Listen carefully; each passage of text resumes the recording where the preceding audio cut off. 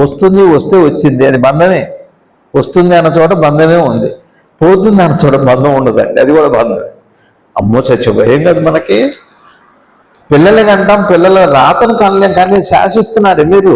నువ్వు ఇట్లా ఉండాలి, నీ జీవితం ఇట్లా ఉండాలి. దేశాన్ని శాసిస్తావు, కర్మను శాసిస్తావా నువ్వు? ఆయన అన్నారు, మునిగిపోతావు, కావేరి నది వస్తుంది. బ్రహ్మానందంలో ఉన్నారు, నది వచ్చింది, పెద్ద పొంగు వచ్చింది, పోయింది. అంత ఇసుక కూడా కమ్మేసింది, ఇసుక పూడ్చిపోయింది, నది కమ్మేసింది. అసలు మనకి కాసేపు ఒక నిమిషం నీడలో ఉంటే ప్రాణం పోతుంది, ధ్యానం తర్వాత సంగతి. ఇంత కల్మషం ఉన్నాక ప్రాణం పోగే ఉండి ఏం చేస్తుంది?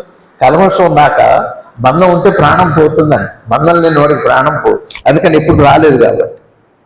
ఆయనకి నీళ్లు కమ్మేసి వెళ్ళిపోయినాయి 6 నెలలు. ఆ తర్వాత ఇసుక కమ్మేసింది, ఇసుక పూర్తి చేసిన తర్వాత ఇసుక పూర్తి ఇంకేముంటుందండి? కానీ చూస్తే రక్తం వచ్చేది, ప్రాణంతో ఉన్నారు. అయ్యో ఎట్లున్నారండి అన్నారు. ఆయన ఉన్నట్టు ఆయనకి తెలియదు కదా. అది కదా మరి సదాశివ బ్రహ్మేంద్రుడు అంటే. కల్మషం లేదు ఆయనకి. వారికి